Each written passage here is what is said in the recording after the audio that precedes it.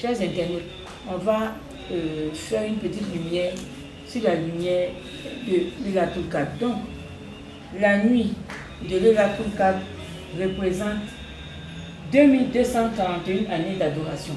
C'est-à-dire, on fait 83 années d'adoration multiplié par 27, qui est la nuit bénie. La plus bénie, on trouve 2241. Quand on fait la vérification, avec les additions, on obtient 9. Le mois de Ramadan représente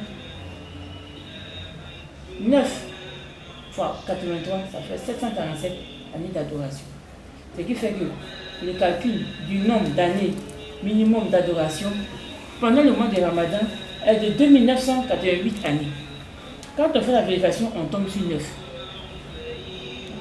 Donc, en additionnant, comme j'ai dit, les 4 chiffres qu'on a eu tout à l'heure, nous obtenons le 9 qui est la clé de la vie. Quand on dit la clé de la vie, pourquoi on dit ça?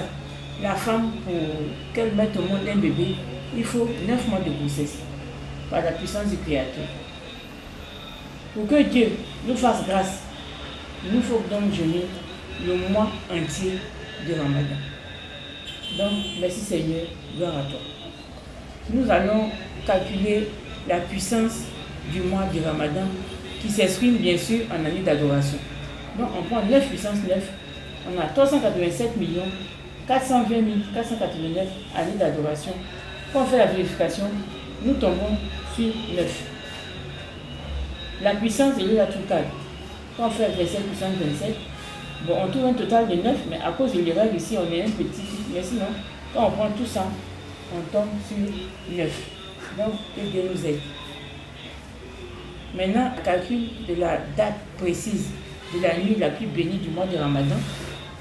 Quand on prend les 83 années d'adoration, on divise par les 3 décades, on obtient 27.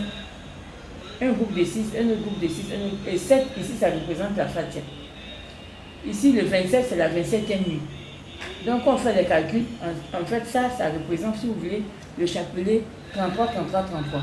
Donc, quand on prend 33 ici, ça fait 6, 6, 6. Donc, premier décade, deuxième décade, troisième décade.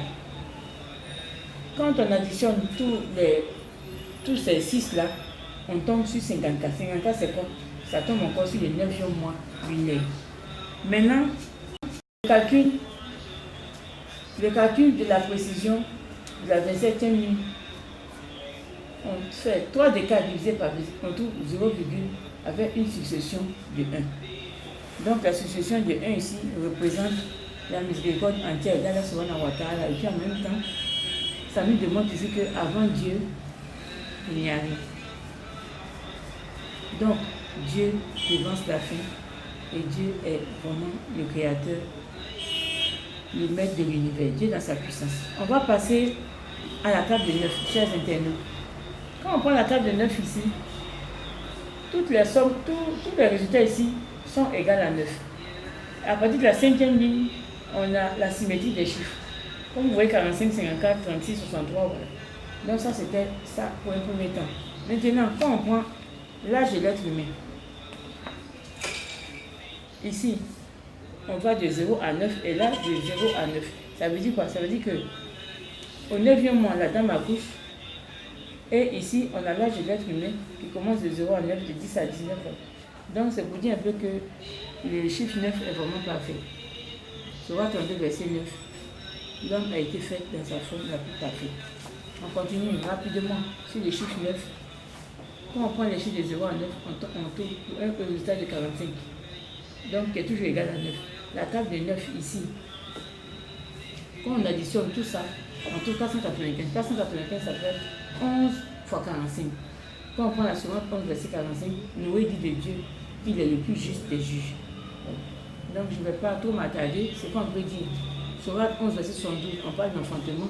Sourate 11, verset 90, on dit ici, implorez le pardon de notre Seigneur et repentez-vous à lui. Mon Seigneur est miséricordieux et plein d'amour.